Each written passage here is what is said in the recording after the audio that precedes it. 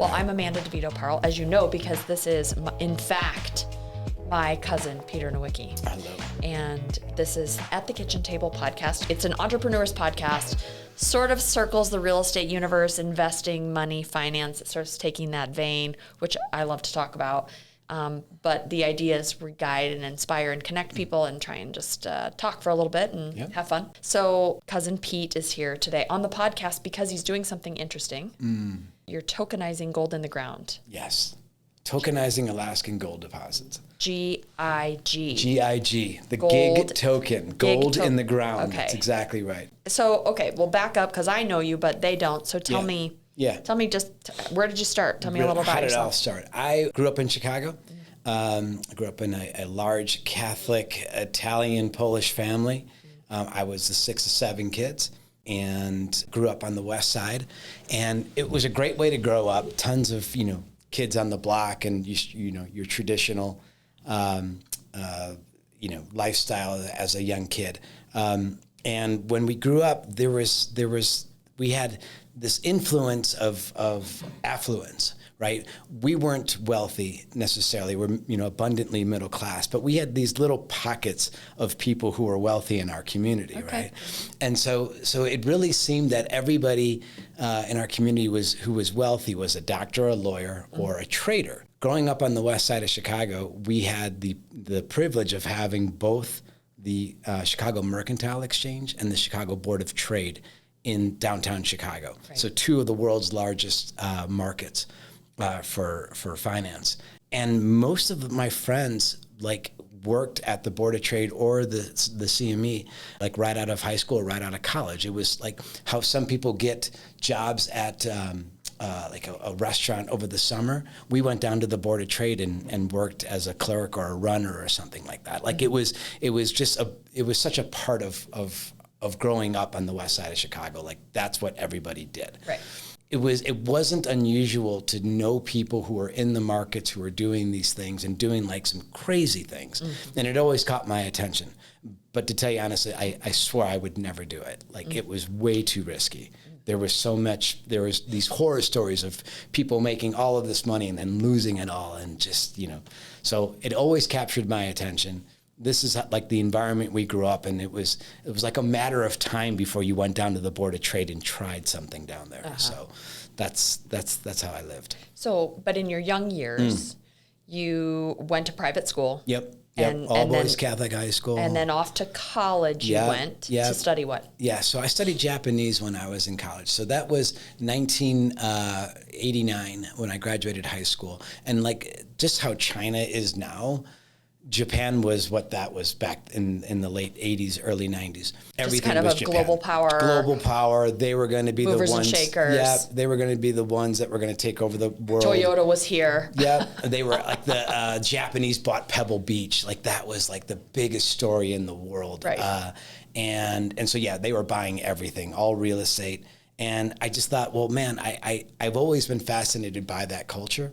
And I thought, well, gosh, I saw an interview of a person who was not Japanese speaking Japanese, and I thought that was the coolest thing in the world. Wow, people can do that, right. and so I just decided I'd love to learn Japanese. I'd love to go to Japan. I'd love to do all that. And that you picked up at post-college?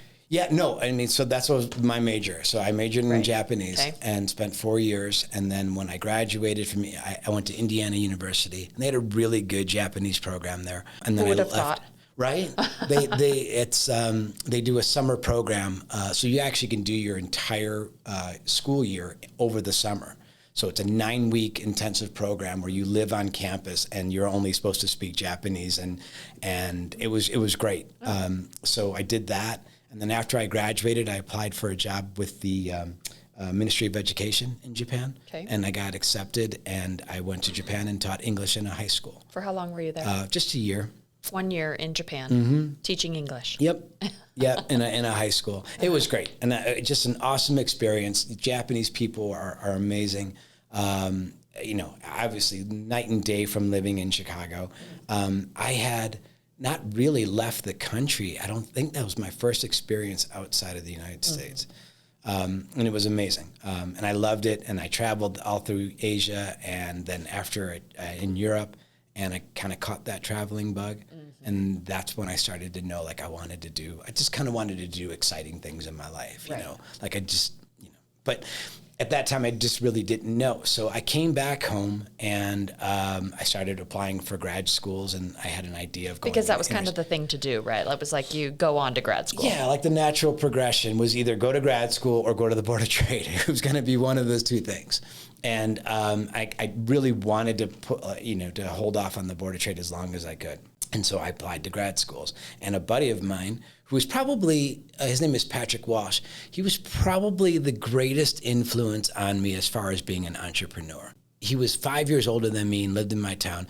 For anybody who knows Patrick Walsh knows the name. If you've ever seen the 30 for 30 ESPN documentary, Catholics versus Convicts, he was the guy who's featured in there. He's the T-shirt guy who made these T-shirts that just, became like a cultural icon. He was a really good friend of mine and a family friend growing up. And he was the guy who was always telling me, like, trying to get me to sell T-shirts, trying to get me to go do something fun. You just had this hustle about him. Total hustle all the time. Let's do something different, and like, let's get up and do it now. Like, let's stop what we're doing and go up and let's go make some T-shirt. Exactly. Yeah. And let's go sell it. We don't need licenses or peddler's license or anything. Let's just go do it. That's right.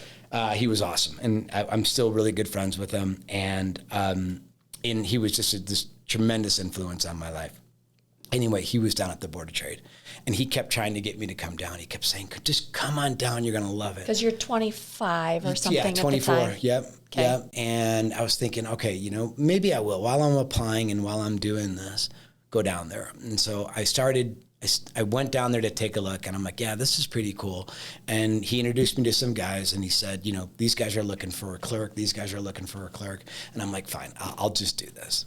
And I mean, are you familiar with the Board of Trade, like how it works? There's people, like, you're in a pit and everybody's wearing different colored jackets and everybody's screaming and yelling and using hand signals. And which you're good at because you're Italian. Yeah, exactly. So, right, like I'm ordering, and I'm like, I just bought, how many bonds did I just buy? I didn't mean to buy them, and I just keep buying. Oh my God. So funny. Yes, but anyway, it's unlike anything you've ever done or ever seen. And the idea that, like, people work here and do this day in and day out. There's an intensity to it. Yeah. And it's always different. And it's just the markets. And it's really, 99% guys who are all, like, standing, like, next to each other, swearing and yelling and making money. And, like, it was like unlike anything else I'd seen. Mm-hmm. So anyway, I started down there and I just fell in love with it. You moved up from clerk to the next thing, yeah, and you got this slow progression. Going. And like any entrepreneur, you can't say enough about having that mentorship. When you meet somebody who can take you under their wing and tell you, like, the little tricks and the things that they know and introduce you to the right people, yes, and have people looking out for you and stuff, yes, like it. I mean, it's priceless, right? That's right. So yeah, that's kind of what happened. I just started, finding myself under different wings and just kept going and going. So when you're down on the pit, yeah, you're trading what? Yeah, so so each pit is unique, right? So it depends on which pit you go into. So there's a whole room full of agricultural pits, right? So you're trading corn and soybeans and pork bellies and, like, you name it. And then there's a whole financial everything's side. Commoditized. Yeah. Okay. Right. And then the other side is the financials. So, like, things like government bonds. So, like the U.S., the 30-year bond, the 10-year note, 5-year note, 2-year note, munis, things like that. So I stood in the 5-year pit and I traded 5 years, but you're flashing signals to the 10-year pit and 30-year pit. So you can, even though you're standing in one pit, you can trade in other pits. Okay. You just got to get the attention of the broker over there, send him a signal, and he tells you and he fills you for you. So you don't just need to trade in your own pit, but you do need a place to stand. Okay. So that's how that worked. So you have to learn all that kind of stuff. That's right. So you stand down there and you're trading, and you become a day trader. Yep. How? Doing just that? Doing just that. And so you're trading somebody else's money in the pit or your own? So a little bit of both. I mean, most people, like I got introduced to this guy named Ray Conman, and Ray was he was a legend down there. He still is. And Ray used to back guys like me. So people would introduce them to Ray. So like my friend Pat Wash introduced me to Ray and said, Pete's ready to start trading. And so Ray opened an account for me at his clearing firm, and I just started trading. And so I started trading until I made enough money to give Ray some money, and then the money that I had left over, I opened my own account, and then I just started trading my own money. Okay, right. And so this is how. So these are in the days though before AI, really, before the internet, before day trading was a different gig than it was then, and so it was different then. How is it different now than what it was then? Oh, it's not even close. I mean, it's like the industry's almost gone. Basically, honestly, it's like Fred Flintstone in the cars with his feet, yes. And Teslas. Like that's how different it is now. I mean, it's not even close. Right. It's completely unrecognizable. So this is interesting. So you're in this fast-paced. This intensity of the industry that requires this deep knowledge of commodities or bonds or markets of one thing, and then you drill really deep and you get to know the thing. Yep. And then the economy, the world starts changing, the World Wide Web comes in, it changes things how for you? So I mean, that was an amazing transition because when you're in the pit and you're trading with people, like you have to get their attention. And with all due respect, it's very professional, but there is the little nudge to the guy next to you, hey, I'll sell you 50, when it's supposed to be out in the market. Yeah. And so that did go on. Although for the most part, it was where the word insider trading may have come from. I mean, it's probably it's not necessarily insider trading, but no, for the most part, it was a place of high integrity. It really was. But it was always difficult to trade, and it was difficult to get other people's attentions and things like that. I'm not a very big guy, and some of the guys who were the most impactful traders were these huge, booming, 6'5" guys with loud voices and like screaming and yelling and trading, and like those guys did very well for themselves. Yeah. So when we went computerized, all of a sudden, like I could literally take my mouse and go from the 5-year pit to the 10-year pit to the 30-year pit to the euro dollars. It didn't matter how physically tall or loud you were, quick as I was, and everything else. So I mean, so what happened was the transition started with the pits during the day, and then at the end of the trading day, which was 2:00 in Chicago, the computers would open up at like 2:15 or something like that, maybe right at 2:00. But we would trade from 2:00 to 4:00 on the computer. They would close at 4:00 and then reopen at 6. And then from 6:00 at night till 6:00 in the morning or 7:00 in the morning, it was all on computer. So if you wanted to computer trade, you had to do it from 6 p.m. to 6 a.m. Okay. And so because there's a global market now, right? I mean, when we're sleeping, Japan's in the middle of their day. So I kind of thought, well, I mean, this would be a great opportunity for me to learn to be computer trading. So I computer traded all night and then traded during the day. So, I mean, I was working like 17, 18-hour days. But you were in this hustle, young, but I was in aspirational. Exactly. I wasn't married. All I knew was that guys were just making so much money down there, and I just wanted. It was a gamble in a way, almost an addiction of kinds. I mean, yeah. I mean, it's such a. It's contagious. There's no doubt. Hit. I mean, and you start making money, and like you start making like more money than you ever thought possible, Correct. and then and it's open 24 hours a day, 22 hours a day. Right. So you could just do this all the time. This sounds like real estate. No, I'm just kidding. Yeah, right. You guys don't close, right? Yeah, but yeah. So I mean. Yeah, I cut the bug, and then so I did that for about 22 years, and wow. But so the computerization of the industry was the best thing that happened. Mm-hmm. The worst thing that happened was the automation of the computer. I see. Okay, so this is how that started to transition, because now you have AI and black box and algorithmic modeling and things like that, and so all of a sudden the computers were being programmed to trade, and they were being programmed to trade. Could see the thing before the human could see the thing. And that's exactly what happened. What year was that roughly? 2008, 2009, maybe something like that. It was when it started, and then it just kind of progressively got worse from there. Maybe a little bit later, right around there. Yeah. And so you had done very well, very young. And at 22 years, you hit this, both the industry kind of hit a skid of a kind, and then that's about the time where people hit an entrepreneurial burnout of sorts. And I'm curious, what was that like for you then at that time? The biggest thing was I mean, it just became harder and harder to make money, right? So, and it wasn't so much the industry as much as it was the economy. So if you remember back like 2017, 18, 19, it was, we were entering into a zero interest rate policy. That's right. Right? And I wonder about that too. Right. So so I'm in the middle of that, right? I'm trading bonds, I'm trading volatility, I'm trading the 2-year note versus the 5-year note, and none of them are doing anything because there's no interest rates. So, I mean, it was literally like it was watching paint dry. Do you see that as, I'm curious if that felt a little bit like an experiment from the Fed to hold the rate at zero for as long as they did? Yeah. Given the immaturity of that industry, how in such infancy that the Fed actually was? Yeah, I mean, I think that they had their hands tied. I mean,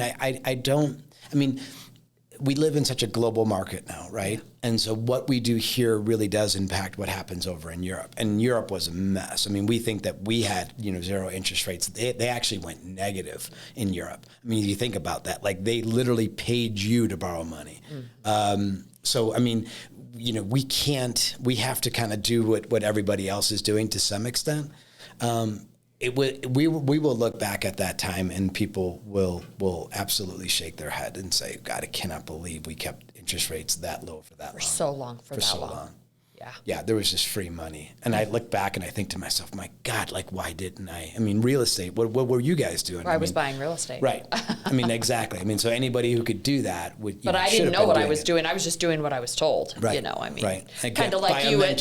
Buy a mentor. Buy a mentor said, exactly. buy this house and then go buy another. And God love you should go do it again until you get to 40 and whatever. Right. But then at 40, you sort of, maybe 45 or whenever there's this place in life where I read a book. It's called Strength to Strength by Arthur C. Brooks after I had dinner with you a couple of nights ago.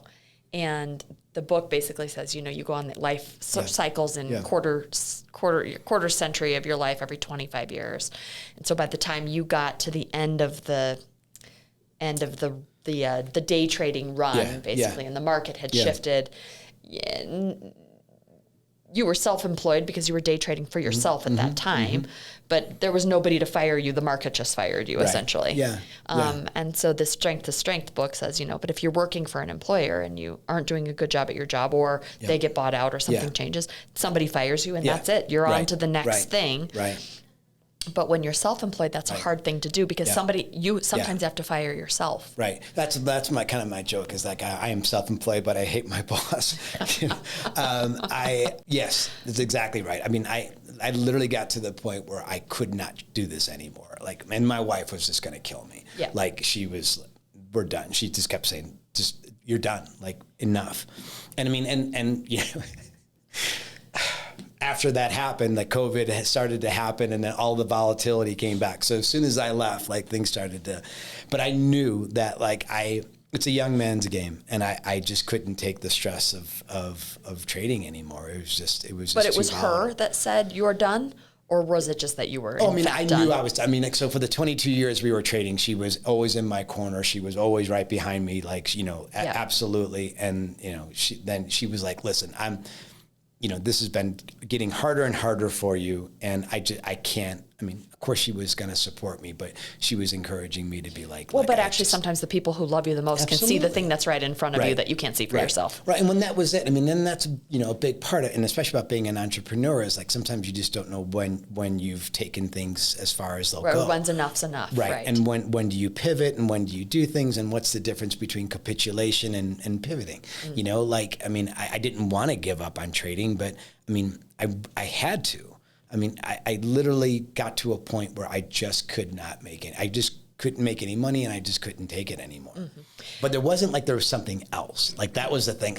If there was anything else that I could have done, I would have done it in a second. Yes. But there was just nothing. And so I just kept waiting, surely another door will open up for me. Well, was it that you were so obsessed with trading that you hadn't allowed the other doors to open themselves a crack in year 18 or year 19 or year 20, or maybe the signs were there, but you didn't take the bait. Yeah. You never know. Yeah. And so this is the stuff I wonder. Right. So anyway, so Arthur's book basically says that as one curve is coming down, you have to recognize the curve is coming down. And he sort of says you have to jump to the next curve sooner than you're ready to jump to the next curve. So it's funny, you and I were having this conversation about this midlife crisis, I don't know what you want to call it, or middle age, or just jumping from one curve to the other. Yeah.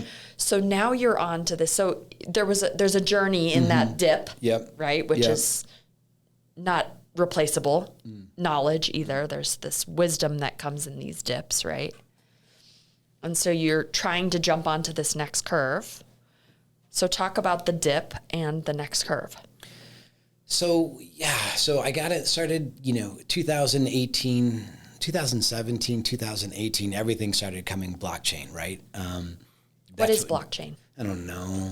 No. How do you explain blockchain to me? I have a fashion degree. Right. So blockchain is actually, it's pretty easy to understand. It's basically they call it dual ledger technology. It's basically information that can be linked together.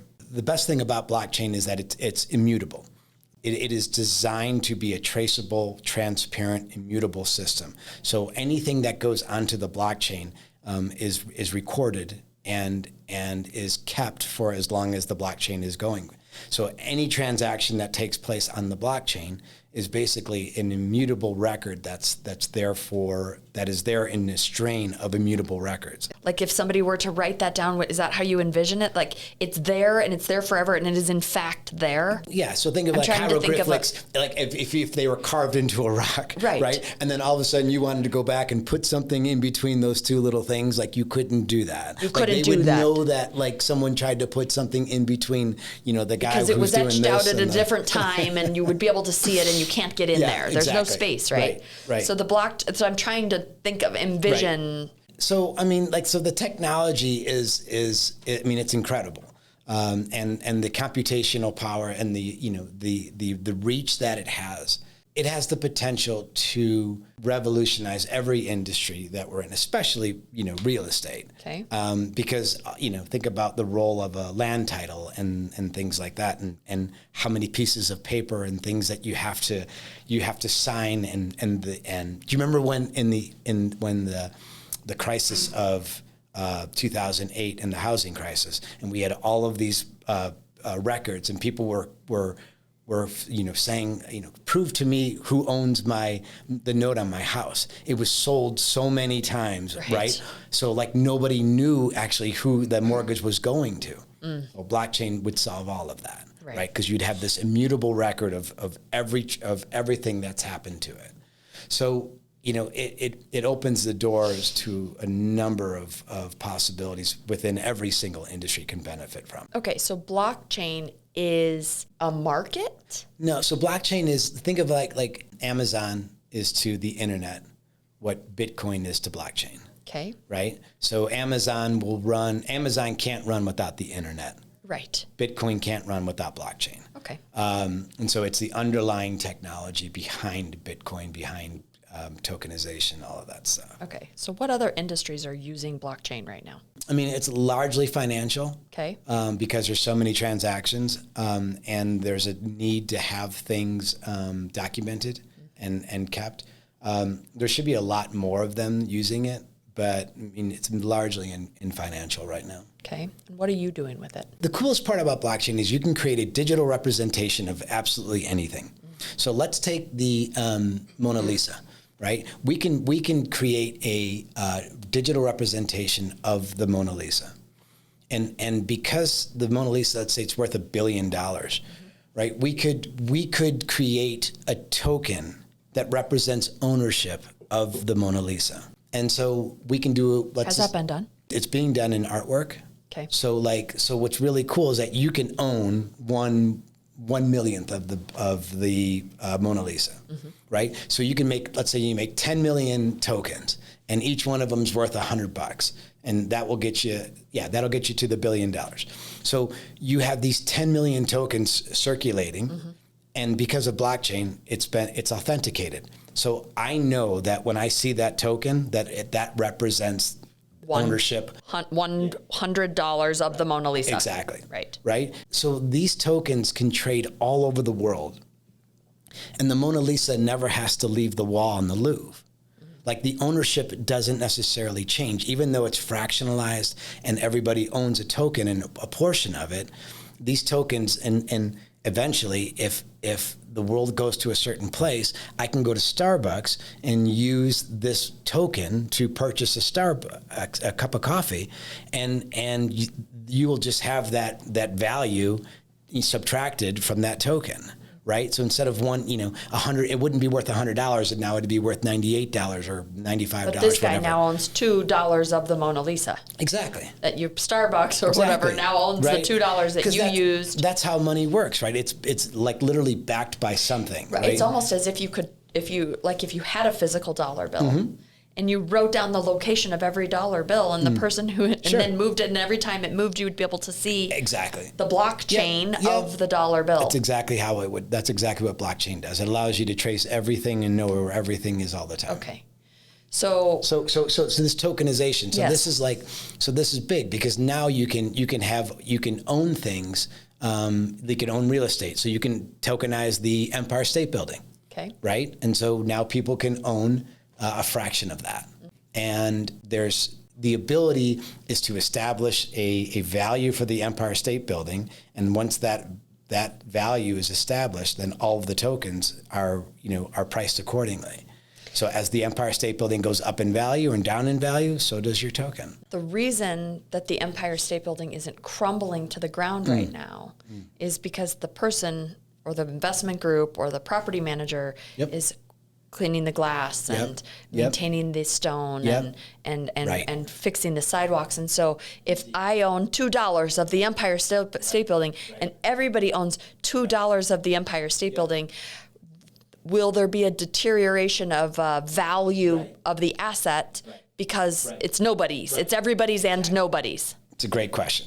And so the important distinction in this is that you don't own necessarily the Empire State Building. Oh. You own. I thought I was going to own the Mona Lisa and the Empire State Building. No, you do. See, what this is that you actually own the value of the Empire State Building. You own the value of the Mona Lisa. But in theory, the person who truly owns the Empire State Building would be releasing part of their value in exchange for blockchain. Yeah. Well, and so if let's say you own the Empire State Building and you take the you divide, you fractionalize it. So instead of selling it to one person, you've sold it to 1 million people, and everybody gave you $100, and you got $100 million, right?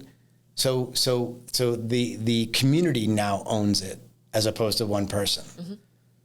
That's all. And you have $100 million to go clean the windows. Exactly. I mean, with that, there would have to be something, like an HOA or whatever they set up or however that works. But the community of token holders would buy it, and then they would agree to what the daily maintenance costs or things are going to be. So physical assets. Are really. This is something you hear, on the news, or if you're ever, listening to the radio, you hear, buy physical assets. Physical assets are a physical piece of property, a physical piece of art, gold, silver. What else is a physical asset? And then go to gold. If in a financial standpoint, I mean, my God, we don't even use physical assets anymore. I mean, I traded gold futures at the Chicago Board of Trade for a number of years, and I never ever took delivery touched a piece of gold. Never. Right. Never. And a lot of people own gold now. They own ETFs. They own, things like that. They actually don't have gold in their house. But they own gold. But they own gold because they do it through the blockchain, or they do it through, a Charles Schwab account or something like that. Because does Charles Schwab own the gold? Someone owns the gold. And it's somewhere. It's somewhere. Okay. Right? And so whether you actually physically own it is questionable. This gets into a whole different, line. Think about how great gold would be to be used as a currency, because it was a currency and it should be used as a currency. But again, going back to Starbucks, how could you possibly go to Starbucks with an ounce of gold and be like, I'd like a double latte and, whatever else. She'd have no idea, or he would have no idea if that's real gold. There'd be no way to decimalize it, right? You couldn't divide it. You couldn't break it up and give you change, or like it's difficult to transport. It's like everything, like nothing works with gold, although it used to be that unit of exchange. And it still can be. Blockchain would allow gold to be a unit of exchange.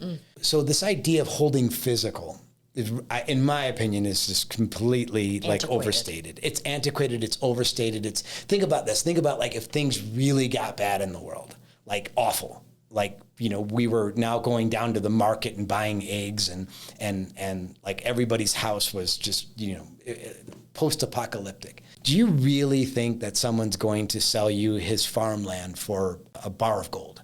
Like, give me your horses, your cows, and all of this land, and here's a bar of gold that you can have for it. I think, are we way beyond that now? I mean, like nobody would do that. That's right. A gun and 3 chickens and a bag of salt is going to be worth way more than a bar of gold if we get to that place. So having like physical gold for like a doomsday scenario, I think is just you're right, not really going to happen. So you always have to expect like there's going to be some level of normalcy in the world. And if there's some level of normalcy, then there's going to be technology, there's going to be electricity, there's going to be internet. And if you have that, you just don't need the physical. Yeah. So to answer your point in a long way, like the own physical, I don't see the draw in doing that. Right. Well, you can't live in a gold bar.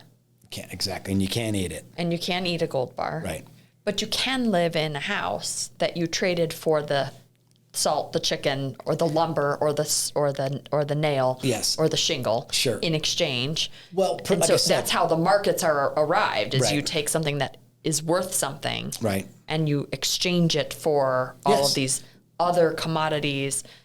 Yep. To get what you want. Yep. Get the material thing that you want. And in this case, it's a house. Yep. And so you could use a bar of gold to buy a house, but you'd have, of course, there would be some level, like I said, some level of normalcy going on. Like, that's right. No one's going to sell you their house for a bar of gold. That's right. Okay, so then the idea is if the physical gold... So the point is, who gives a shit where the gold's at? Mm-hmm. Yeah, because so we use the Mona Lisa, right? It's on the wall of the Louvre, and everybody owns a fractional ownership of it, right? Same thing for a bar of gold. We have a bar of gold in a vault in Switzerland, and now we tokenize it. So we do, 1,000 tokens per ounce of gold, and gold is, $3,000 an ounce. So your one token is worth $3, basically, right? And so those tokens trade all over the world, and that bar of gold sits in that vault in Switzerland, and it never has to leave. If every time that we have a transaction, like, can you imagine if you had to actually physically move that bar of gold every time someone bought and sold, right? So the bar of gold can stay, and the tokens can trade all over the world. Right. And so there is a cost to get that bar of gold into the vault. Mm-hmm. And so how, in your model, your business, yes, you're saying, well, the gold can just live where? Right. So all gold comes from the ground, right? In the ground. So that's already there. And so we have all these reports that say where the gold is and how much is there. And so we go to enormous lengths to extract this gold. There's environmental concerns when you do that, right? There's been mining catastrophes when you mine for gold. It takes a long time. Tons of resources, diesel fuels and things like that. Yeah, I mean, plus just it's in Alaska, in the middle of nowhere, with these trucks, with these mine workers, with these, and then sometimes they get there and what they thought was in this riverbed is actually in that riverbed, and I mean, it's not an easy life. Okay. I mean, it's dangerous, and there's all sorts of things that go into it. But what everybody in the industry agrees upon are these reports that can prove the amount of gold in these tested areas, right? We have all these different classifications: proven, probable, measured, indicated, inferred, 43101 standards. All of these things are industry accepted, and they're standardized. So when you test an area, you know how much gold. It's an estimate, but you have a really good estimate of how much gold is there. Yeah.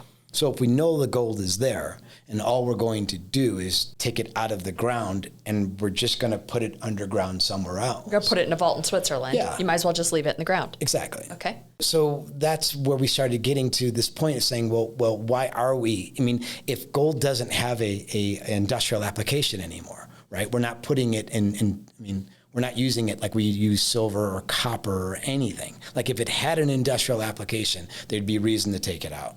But we don't. So all we use it for is a store of value. And so if it can store value in a vault unless in you want a Switzerland, gold ring, and in which case you use exactly. the gold that's already been mined out of the earth for the gold rings that people want now. There's more gold in this world to make as many gold rings as we want. Okay. Yes, no, we extract it for the value, and that's it.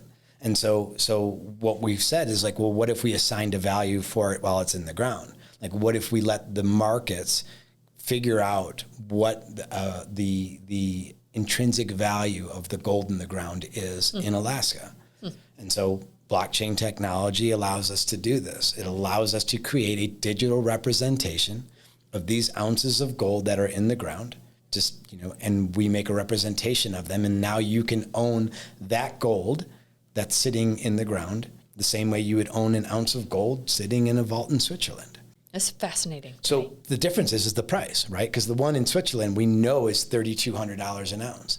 The one in the ground, we have no idea what that's worth. It could be $32 because you didn't have to go through all the trouble to get it out of the ground. Some of the Alaskan gold mines are literally being priced at like $2 to $3 an ounce in the ground. So it's $3 in the ground and it's $3,000 out of the ground. Right. And I know that the price of extraction is not, it's not $3,000. Yeah. It's around $2,998. Exactly. Whatever, No, right? It's. I mean, the group that we're working with, they extract for like $1,200 an ounce. Okay. So there's some markup or there's some margin is what is the point. An enormous margin. So that's when we started. So anyway, going back to this 2019, and I'm in blockchain now and getting out of things. I come across this gold mine that has these 2 million ounces of gold, but has no way of monetizing it. And I'm thinking to myself, like, God, how could you have 2 million ounces of gold? It's worth $2.4 billion out of the ground, but you can't even take a loan to go mine it. Like, it's not a tier 1 asset. There's no equity in it. Like, you have nothing. And I was like, this is crazy. Like, there's got to be a solution to this. So we started like working on this, and this is how we got here. So yeah, the idea is that was all of this gold. There's literally millions of ounces of gold in Alaska. It's sitting underground idly, but it's safe. It's safe. It's in the safest place in the world because I can guarantee you that gold that we tested is still there. Whereas that gold in the vault in Switzerland might not be. How about Fort Knox? Remember when Trump started saying, let's open it up and look into it? Yeah. Right? We don't know. I mean, is the gold there? Right? I mean, just because I would say because it's been extracted and vaulted and it's more vulnerable. It's more vulnerable. Yeah. Because I know we can protect the land and protect the gold. Like, you cannot mine in Alaska and undetected. Okay, so who owns the land and how do you buy the shares? Every, different gold mines, different private companies, public companies, the state of Alaska, like there's all sorts of claims on this land. So, I mean, it can get, complicated. The titling, the deeding of the land. Yep. So like, fee simple stuff, right? So it's like people own the mineral rights, they own the surface rights, they have every right to mine the land. And so there's a traditional entity in the mining industry, royalty companies, right? And so whether it's oil or gas or gold or silver, you can enter into a royalty company. So we basically, essentially, established ourselves as a royalty company. And we enter into a royalty with a gold mine that's currently mining or currently sitting on a lot of gold. And we basically enter into an agreement of a percentage of their production. So what's cool about it, and this is like going back to the original thing about blockchain revolutionizing, these industries, that this idea of digitally mining is a real thing now, right? With Bitcoin, you've heard of like mining Bitcoin, right? Well, you can digitally mine anything. And so if you are digitally mining gold, that's essentially what we are doing. We are selecting an area. We are saying there's this much gold. We are saying that there's a percentage of it that is in the royalty agreement. So this 5%, if it's a 2 million, 2 million ounces of gold, 5% of that is 100,000 ounces. So we will digitally mine 100,000 ounces. We will issue 100,000 tokens, and that will represent those 100,000 ounces that are in this royalty agreement, and people can own them. Wow. So now you own an ounce of gold that's in the ground in Alaska. And so, depending on how the market works and whatever, we believe that ounce of gold will increase in value in the same way an ounce of gold in a vault in Switzerland. And you're close on this, right? Yeah, I mean, we should have already been to market, but we are given the rails from the SEC, and we have to play within that. And so we have to, Bitcoin is unregistered, right? It's unsecured.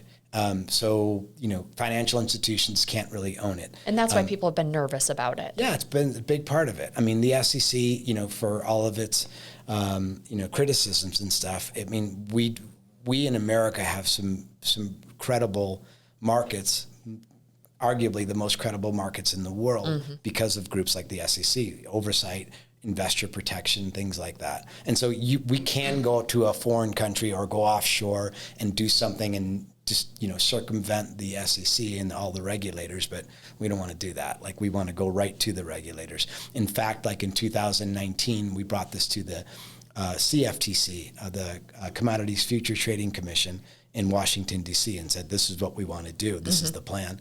And, they're not quick to change direction, but it's important to us that we're fully compliant so people can feel comfortable with it. And so then very soon people will be able to buy your tokens. Yep. And when that is available, you'll let me know where they can either go to look it up or whatever. But this is super kind of like, it's close. Yeah. So, I mean, the idea is to give people a different way of owning gold, right? So right now, there's a ton of volatility in the markets. Everybody's nervous. Everybody's worried about the dollar and worried about tariffs and worried about inflation and everything. And, where are you going to put your money? And as that question keeps going up, where are you going to put your money? Gold just keeps going higher and higher, right? And so that's obviously is where people are putting their money right now. So we're going to give people an opportunity to own gold in a whole different way. Wow. And it's also going to be the first step for many people to get into blockchain technologies, right? People are afraid of getting involved in the Bitcoin, and I don't know, what is a Bitcoin, and no one can explain Bitcoin. Well, this is like a combination of gold and Bitcoin, right? It's got the digital component, but it's actually backed by something very real. So this will be a first, baby step for a lot of people to get involved in this space. So we're really excited about it. It's kind of like being down in a different kind of pit. It is. You're right, from one pit to another. Nice one. I didn't even think about that. Right? Exactly. And we're digitally mining this in this pit as we were physically mining. And so that transition is going on. And as you can imagine, not all the gold miners, if you know anything about an Alaskan gold miner, you remember Yosemite Sam? Like that cartoon character, like that is spot on. Like that is exactly what all of these guys are. I just know like Parker Schnabel is who I think of, from the, there's a little gold mining TV show. I can't think of what it's called, but same guy. Yeah. Same guy. So they're all like that. I mean, for the most part. And so they don't like change, and like to go in and tell them that we're going to tokenize their gold mine is, it's not exactly. But they're warming up to it. It's coming around. They can't deny it. It's it's going to be part of the mining industry. Well, good luck. Thanks, man. Congratulations. Thanks, man. Love you. Thanks for having me on. You're Love welcome. you too. Yeah. It's been great. For Awesome. coming.